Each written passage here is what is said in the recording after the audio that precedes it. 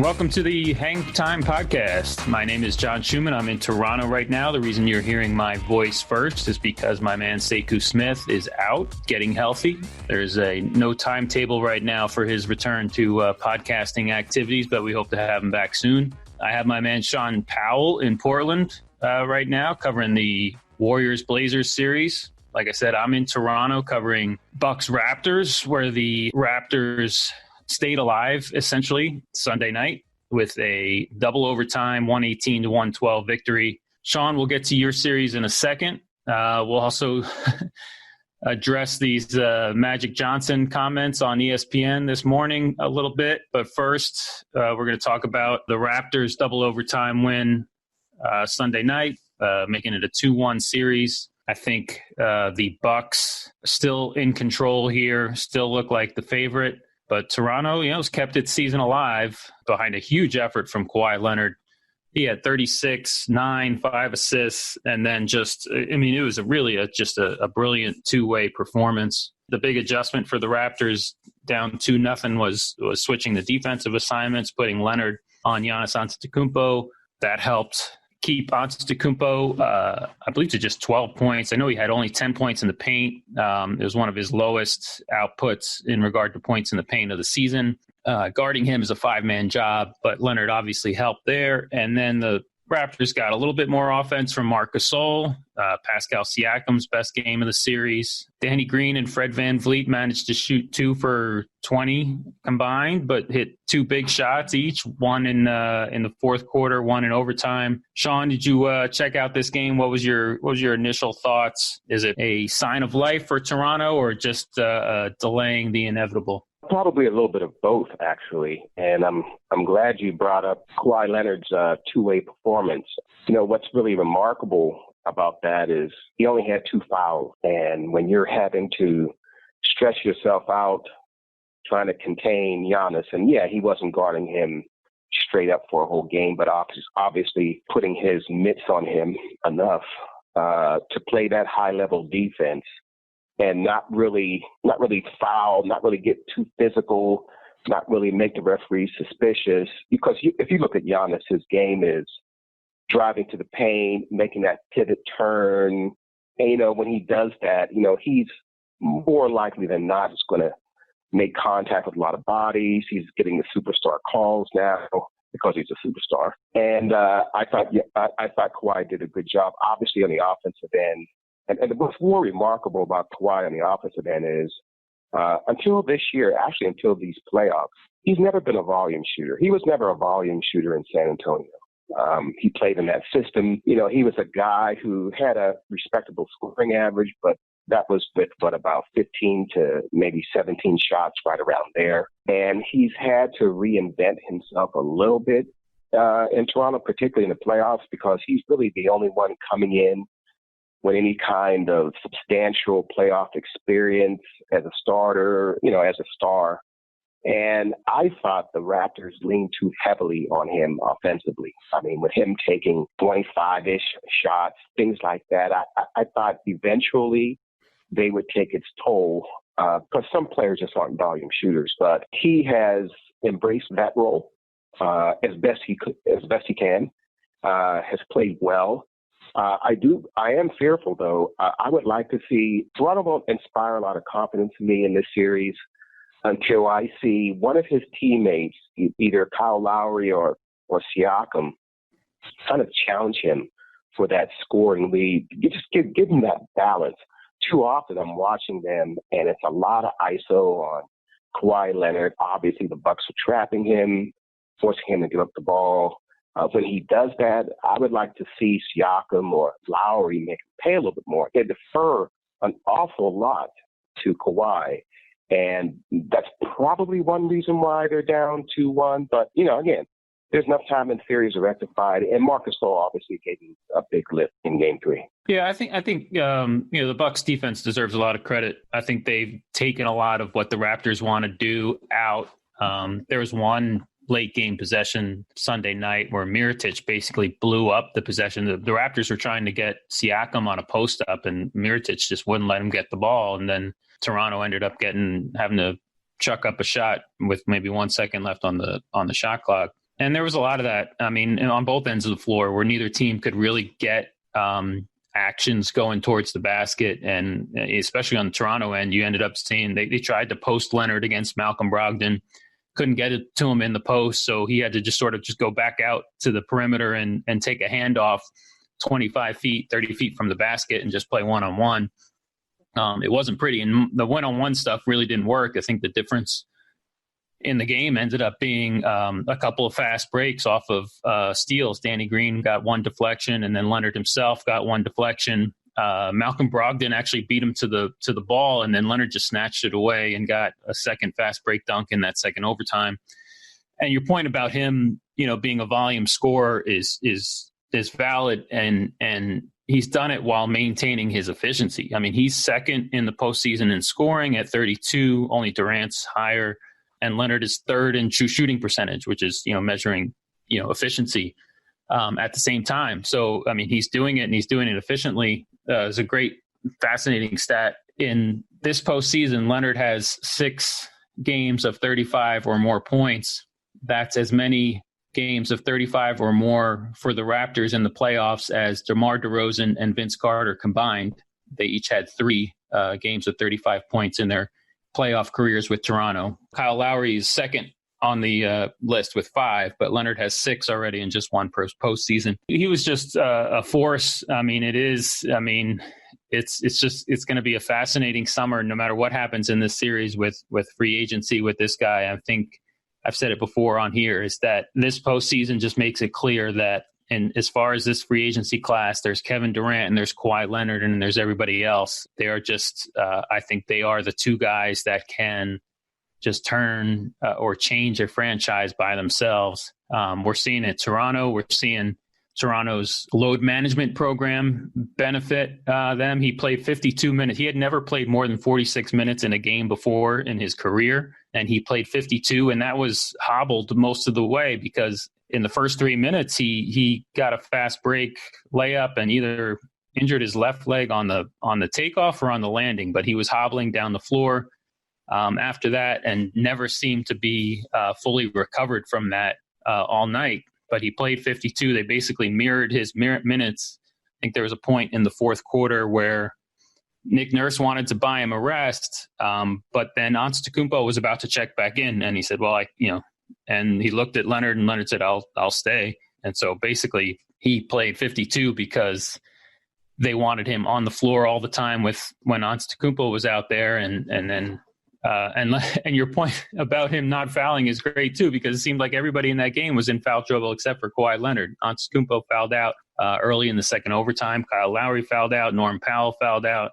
And yeah, being able to defend like that without fouling is a huge and important skill. So, we'll see how both teams can recover from this one. I can be sure that Antetokounmpo is going to try to come out in game 4 and have a much bigger game. It'll be another challenge for Toronto to defend him as well as they did in game 3. Game 4 is Tuesday at 8:30 Eastern on TNT. Sean, you got any sort of feeling going forward with this series? Well, I would be a little surprised if Toronto won. Not shocked, but a little surprised.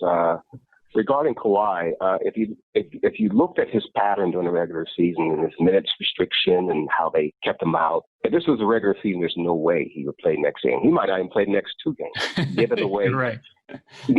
Given number one, how many minutes he played in game 3, but not only that, given how he landed after that dunk, and so he only has really less than 48 hours now to recover from that. And the next game he plays, it's going to be another intense game. It's not like, they're playing the Sacramento Kings.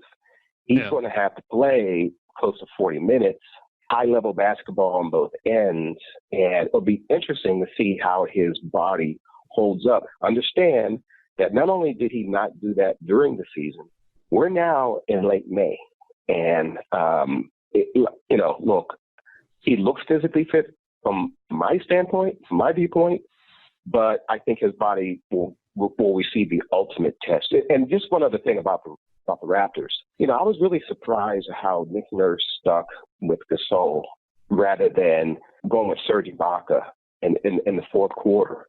I thought that cost them in game 2 because Marc Gasol couldn't get anything going. And I was like, where is Serge Ibaka? Yeah. Not saying that Serge Ibaka is playing out of his mind or anything like that. Yeah. Well, we would have saw him if Gasol picked up one more foul.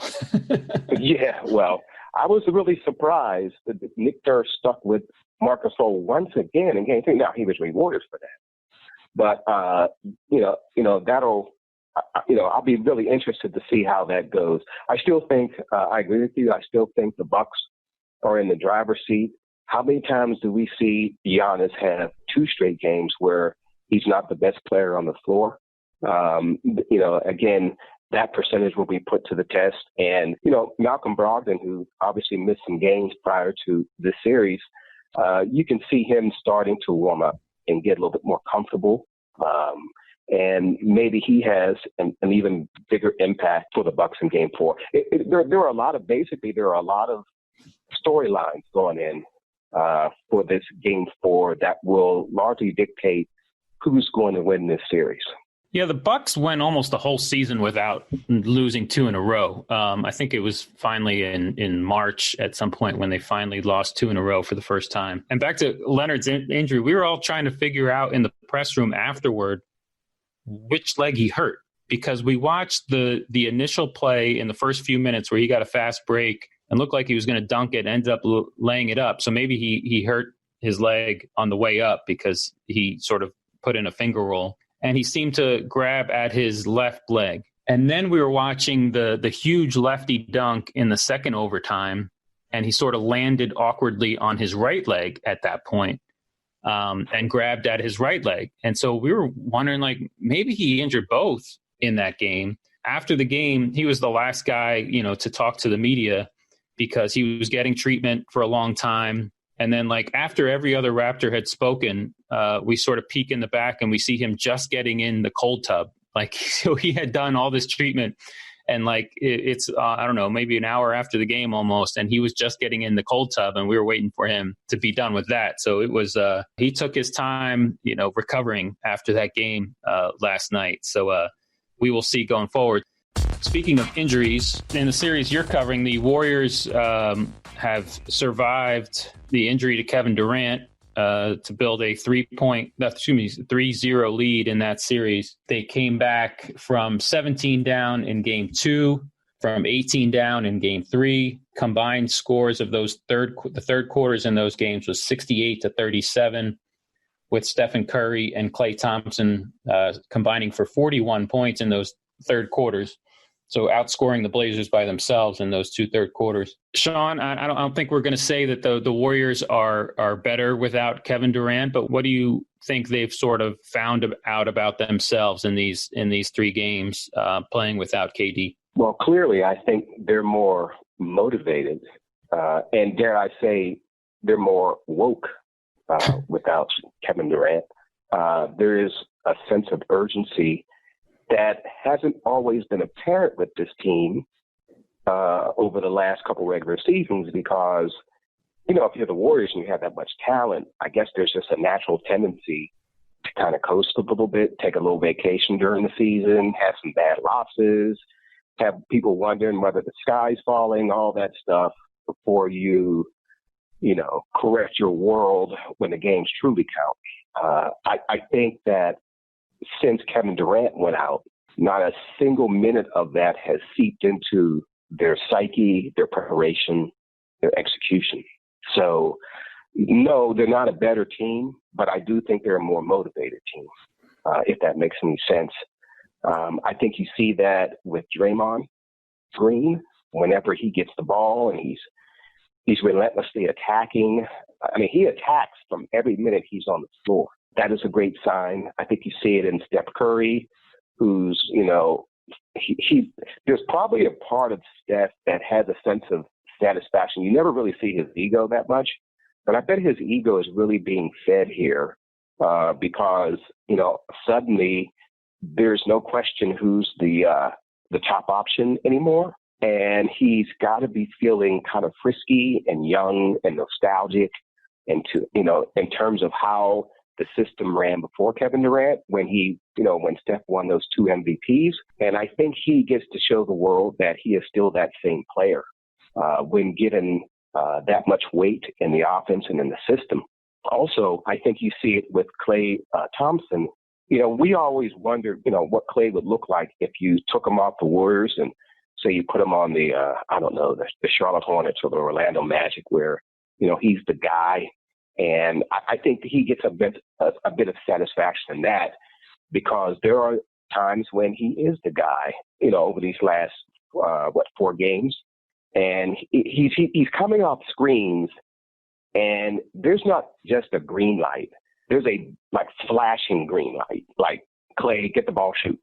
And I think he kind of likes that. I think I think these guys are trying to take advantage of Kevin Durant being out by producing their most aggressive basketball. Not always their best basketball, because, as you said, they trailed by 17 points and 18 points the last 2 games, but some of their more aggressive basketball. And I think that's what you're seeing. I think you're seeing a collective group play aggressive basketball without Kevin Durant. And let me just add one other thing. I think the unsung hero in this series is Steve Kerr. There are a couple things Steve's had to do. Number one, when you're without a player of Durant's magnitude, you don't have a training camp to do it all over again.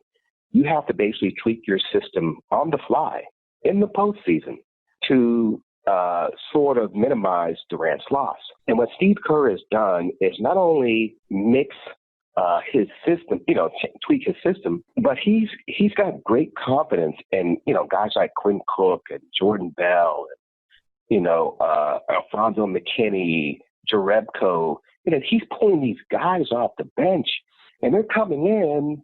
They're not shy. They're not nervous. They're producing. I thought a telling moment was when Jordan Bell missed that dunk in Game 3. And, he just, look, the world is watching him. He misses a breakaway dunk, comes over to the bench. Obviously, he's confronted first by Draymond Green, who I thought that was a great leadership moment. Draymond said, hey, man, just brush it off, And then Steve Kerr, and then they come out of the timeout, and Jordan Bell's going back in the game. And I thought a lot of people were shocked by that Steve Kerr would keep him out of the game and make him think about it. No. And I think sometimes when players make a mistake, probably the worst thing you can do is not give them a chance to, make up for the mistake by keeping them on the bench. And Steve Kerr put him right back in the game. And, and then Jordan Bell, he makes a couple good plays, and then he has another dunk attempt. And that was one of the probably the most forceful dunks you're going to see in the NBA this season, because he made sure that ball went through the roof. So I just think Steve Kerr, I think everyone has raised their game, but I just don't want it to get lost in the brilliance of Steph Curry and Draymond Green. I just think Steve Kerr is just doing a very good coaching job, and his staff too, obviously. But I just think he's doing a very good coaching job here in the absence of Kevin Durant. Yeah, and it helps that they have those 2 years of pre-Durant, play to fall back on, where they know, hey, we can just play Curry, Green, pick and roll. Curry draws the extra defender, get it to Draymond, and play 4-on-3. They know that's a successful formula. It's certainly been a successful formula in this series. I was looking at the numbers, and I was kind of fascinated. I didn't realize this until I looked at it, that the Warriors are up 3-0, and the Blazers have outscored them 108-102 from three-point range. The Blazers have also outscored them 64-56 on free throws. So basically, Golden State has sort of destroyed them inside the arc. It's all been 2-point shots, a lot of layups, as a product of that pick and roll play. A handful, some mid range too. But and this is something I've said before. One of my favorite things about the Warriors is that they leverage their 3-point shooting to get layups, and that Curry pick and roll is Curry Green pick and roll is sort of an example of that, and how you draw all the attention to Curry, and then you use that attention to get a layup for either Green, or maybe he rolls and then tosses a lob to the other big. Curry can do it himself, with just a little hesitation move, get somebody jumping and then get to the basket. Or maybe Klay Thompson comes off of a pin down and both defenders go to Thompson, and now the guy who sets the screen is open under the basket. So it's kind of fascinating. We think of them as this prolific three-point shooting team, but they're getting outscored from three-point range and they're up 3-0. I think that says a lot about how terrific, how great this team is, not just as a shooting team, but as just an overall offensive execution. It's kind of fascinating to me. Yeah, and no question. I mean, yes, they can basically draw back on their experience without Kevin Durant, even though I might say that, again, that was, a little bit more than 2 years ago. But I just think that what we're seeing from this collective unit has been, I'm not going to say it's been remarkable because, they're probably supposed to be at this point with or with Kevin Durant. And the only remarkable time that I saw was winning that game in Houston, in the closeout game, Game 6. I just thought that the Warriors put it all together in hostile environment, turn back James Harden. But again, we're not talking about that. We're talking about, the here and the now with the Blazers. They're up 3-0. I kind of expect them to close it out tonight. I think that they have the momentum. They know that they'll have, about 8-9 days rest if they do so. And that gives them a lot of time, not only for the injured players to heal, but, guys like Steph and Dre and Klay who've been logging some heavy minutes. So to me, it's a win-win situation for the Warriors in terms of motivation with Game 4 on the line. Yeah, and in the same vein that it shouldn't be a surprise that they are where they are. I don't think it's damning of the Blazers to be where they are, down 3-0. They've had a terrific season. They're one of only 4 teams that's still playing. They beat 2 very good teams in the first 2 rounds. So I don't think there's any shame in what, in where they are at this point. I think it's just maybe a little bit disappointing, that Damian Lillard's shooting 33%, in this series. Credit, obviously, the Golden State defense for that. But maybe, do you feel like he's run out of gas a little bit at this point in the postseason? I thought Damian Lillard began to run out of gas in the Denver series, near the end of the Denver series. Remember in that Game 7, he shot like 3 for 17. Yeah. And, credit C.J. McCollum. Otherwise, they were dead in the water. And he just hasn't looked like Dame. And, I'm kind of curious with this whole rib situation. And at the time when we saw Looney fall on him, I thought it was a lot more serious. But Dame continued to play, so I said, well, maybe it wasn't that serious. If he's going to be diagnosed with a separated rib or whatever it might be, he has to go to a team doctor for that to happen. And if he goes to a team doctor and that's his diagnosis, then that should be on the injury report.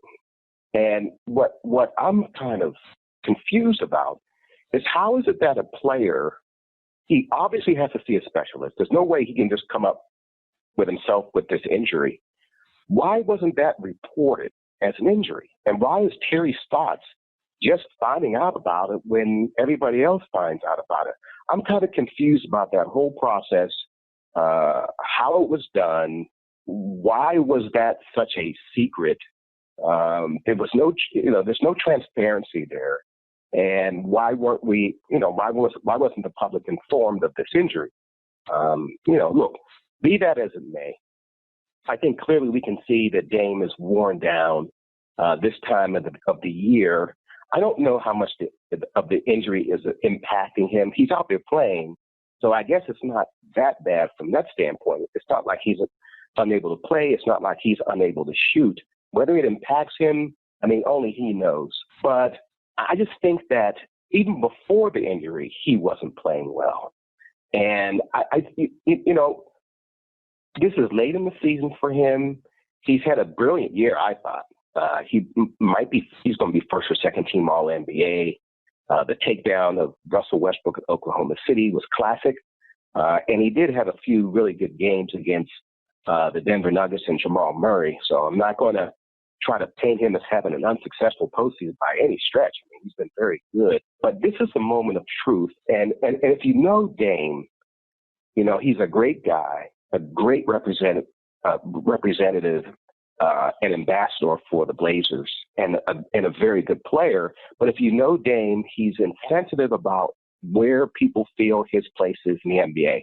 If you can recall, he had something to say about an all-star snub and not starting in the all-star game and, whether, he should be all NBA and things like that. Well, and maybe to a point he might have, he might have had some justification for that. But, the one thing that separates the great players from the very good players is the postseason. That's where you really make your name.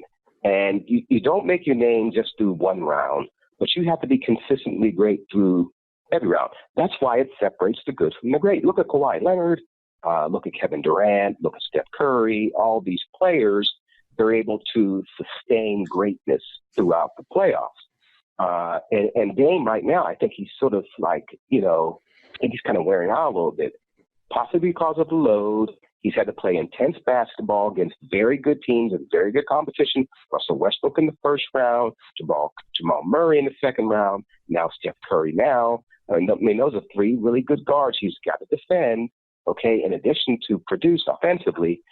But I just think he's running out of gas. And I think his pride is a little damaged here because this is the moment he's been waiting for, particularly considering coming off last season when he didn't play well at all, when the Blazers were swept by Drew Holiday and the Pelicans, and I thought he waited a whole year for redemption. And I think he has received that redemption because the Blazers are in the Western Conference Finals.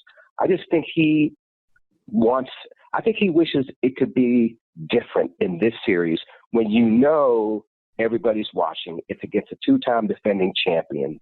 And I think it really bugs him that he's not able to produce his best basketball. Yeah, for sure. But, I think we can't get too caught up. I think, there are 26 teams in this league that would love to be where the Blazers are. And there are 100 guards in this league that would love to have had the postseason that Damian Lillard has had so far. I think he's definitely solidified himself as, one of the best 4 or 5 guards in this league. We've been singing his praises on this podcast basically all season, one for his play, but also two for his leadership, which you also spoke to. My one thing, we've talked about the deficits of 17 and 18. The Warriors have played more close games in this postseason than they played in either of the last two. Are they, in regard to eventually facing a tougher opponent in the finals, are the Warriors playing with fire a little bit? Are they playing well enough where you think they are the clear favorite in the finals, potentially facing the Bucks, maybe facing the Raptors? I think we probably don't know the answer to that until we get more clarity on Durant for sure. And to a bit of a lesser extent, DeMarcus Cousins. Obviously, you would have more confidence with the Warriors if they go into the NBA Finals with a healthy Durant. And then you think it's game over if DeMarcus Cousins plays. It's game over. I just don't see how Milwaukee or Toronto could, even last maybe 6 games. Really? All right. With a fully stocked Warriors lineup? Oh no, that's no. Really? I don't think the finals would have much suspense at all. I'm not going to say that the games wouldn't be close, but I think that's the Warriors for sure. Now, if we're talking Cousins doesn't play at all and Durant is limited, then I think that, suddenly, some uncertainty is going to creep into that series. The Bucks play. Let's assume that it's going to be the Bucks. Mm-hmm. They play very good defense under Budenholzer. They're a good 3-point shooting team, and they bring a superstar. Those are the 3 things that's the recipe for a championship team. If you have those 3 elements in today's NBA, yes, it helps if you have an additional superstar. But Giannis is a make his teammates better type of player, so he tends to elevate his, players who are merely pretty good. Sometimes they can be very good, next to Giannis. But again, the Bucks, it would be a first time for them, just like it's the first time in the Western Conference Finals for the Blazers.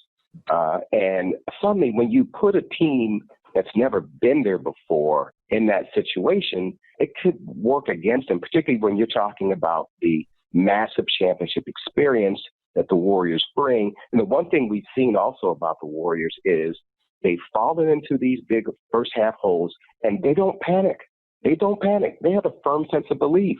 What if Milwaukee falls into a big hole? Would they have that sense of belief? The Bucks are 4-2 in this postseason after trailing by double digits. So but yes, I agree that the finals are another level. It's very difficult to pick against the Warriors. The two-time defending champs until they actually lose, until you actually see them lose 4 games in a series. But hey, the Bucks have been the best team in the league from regular season. Playoffs, statistically, they've been head and shoulders above everybody else. We're not there yet, and I don't want to dismiss the Raptors. They have the ability to beat the Bucks on any given night. I think it'd still be difficult for them to win, 3 of the next 4, which they have to do. But I will be very excited about a Milwaukee Golden State Finals with Milwaukee having home court advantage. Let's not forget. I think it'll be fun. But before we get there, before we finish this one off, we have to address Magic Johnson going on ESPN this morning. First of all, let's just say Game 4 for Warriors Blazers with the champs having the chance to make it 5 straight trips to the finals is 9 p.m. Eastern on ESPN on Monday night. But let's talk Magic for a second, Sean. You spent a lot of time around that organization this season. Basically, to sum up, what Magic said, basically that, Rob Pelinka was going behind his back, telling everybody that he wasn't in the office and that there were some other people around the organization that sort of were talking behind his back and not everybody was on the same page clearly. And that's part of why he left. He wanted to fire Luke Walton and, didn't have the power that he thought he was going to have. Obviously, he didn't have the personal time that he wanted to have. He wasn't allowed to tweet things that he wanted to tweet. But it just, he on the morning when Frank Vogel is supposed to be introduced as the new head coach, with Rob Pelinka there, he basically paints this picture of a completely dysfunctional organization, one where not everybody is on the same page, not everybody is sort of pulling in the same direction, where people are all looking out for themselves. Is this the sense that you got of this organization sort of all season long? Yeah, and it makes me wonder. I don't even wonder about it. I know that we would not see this level of dysfunction if Dr. Jerry Buss is still alive and running the Lakers. You never really saw it. And if there was ever any kind of turmoil, that never really came out because there was such consistency with Dr. Buss and Jerry West and then later Phil Jackson. But, look, I have to say that I'm a little disappointed in Magic Johnson because why air this? What purpose does it serve? I don't understand it. And he professes love for the Lakers, and he's still consulting, right? Like he talks about it as a we. Like, hey, we hope to get some free agents this year. Like he still talks about it as if he's part of the organization too. Exactly. And if Jeannie Buss is like a sister to him, and why? I just don't understand it. Why go on the show? Why go on the attack? Why are you pulling the covers away from the franchise so that everybody can look and see? It's just about as dysfunctional as Magic's when he resigned. It was just a weird thing. And look, Jerry Buss was a great owner, but I think he failed to prepare his children to run this franchise. I thought that, with Jim and Jeannie, maybe they probably should have had a more prominent role a lot earlier to learn the tricks of the trade. Maybe they should have put their stamp on the franchise a lot earlier, maybe made some, maybe Dr. Buss could have let them make some big decisions. There should have been probably a better succession in place. Now, having said that, I personally, if I was Jeannie Buss and Magic, resigned on me in a huff, I would have called an old friend. I don't know if it's a friend anymore, but I would have called Jerry. I would have called Jerry West. And I know that would have been a tough call because it was a bad breakup. Phil Jackson, basically Jeannie decided, Phil Jackson instead of Jerry West, and that led to Jerry West leaving the organization. But they still employed one of Jerry's sons. And so, and Jerry West does have a statue in front, and he's not wearing a Clippers jersey. And he's only a consultant with the Clippers. So I would have called Jerry West and I would have just said, hey, Jerry, we need to sit out on top because we would like you to come back and be a consultant and at least put someone in place for this organization if you don't want to lead it yourself. And I think Jerry West would have taken that call. But again, they employ his son. Or maybe Jerry West is too smart to get involved with all the other voices that are in the room, with all the other voices that are trying to have input on decisions.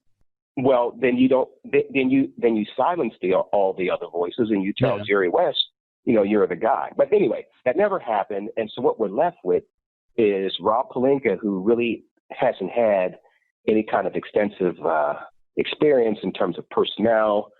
We have a changing of the guard in terms of coach, although I think Frank Vogel is a pretty decent hire. He's a pretty good coach.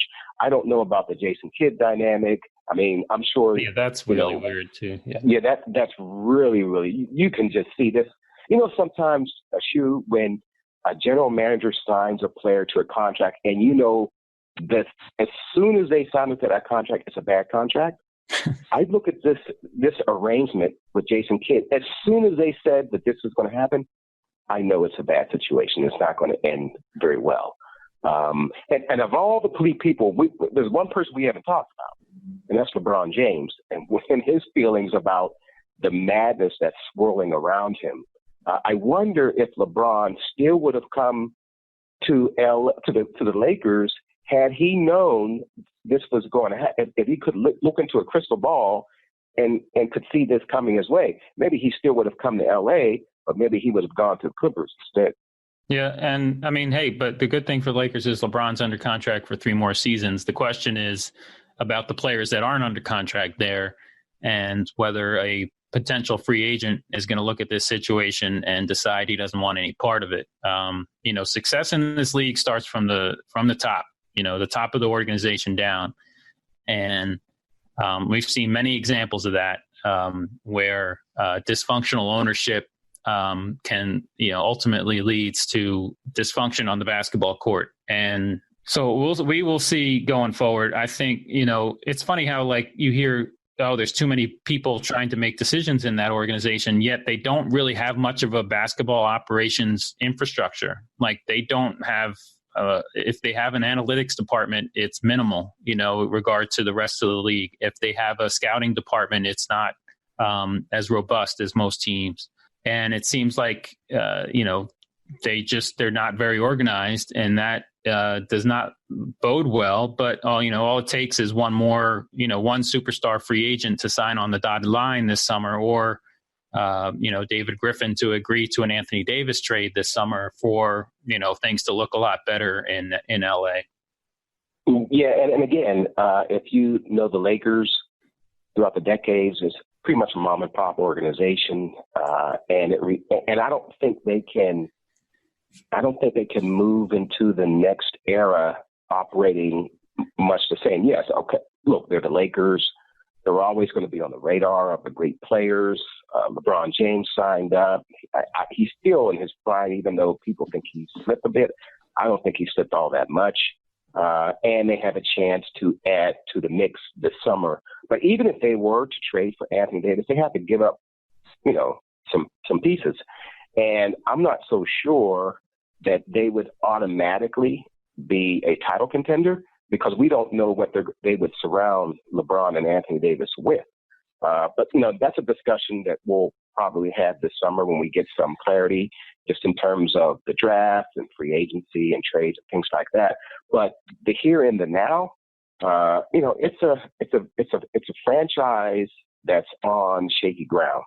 And I never thought I would say that about a franchise that employs LeBron James, but It's a franchise that's on shaky ground.